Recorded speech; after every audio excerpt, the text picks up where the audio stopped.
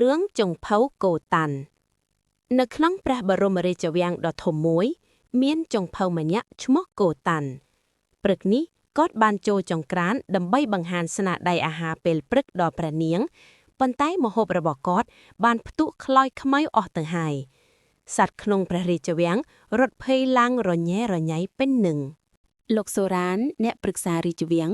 យកចានអាហារខ្លោចដែលចុងភៅកូតាន់បានធ្វើមកបង្ហាញដោយព្រះនាងធីណាសោតបន្តិចហើយនិយាយថាវាមិនអីទេគ្រាន់តែចានមួយប៉ុណ្ណោះ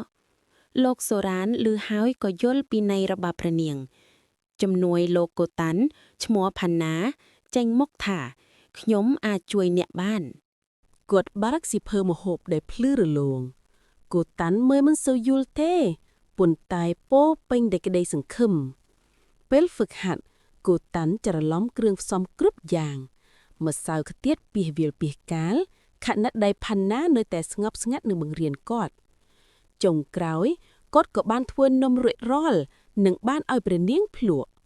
ព្រះនាងធីណាចាប់ផ្ដើមសាក់លបងម្ហូបថ្មីរបស់គាត់នាងញ៉ាំហើយញញឹមរួចសរសើរថានំរបស់ឯងពិតជាឆ្ងាញ់ណាស់កូតាន់ភ្ញាក់ផ្អើលថាខ្ញុំធ្វើបានហើយមែនទេនៅពេលពិធីជប់លៀងធំមកដល់ព្រះនាងបានឲ្យកូតាន់ជាអ្នកធ្វើម្ហូប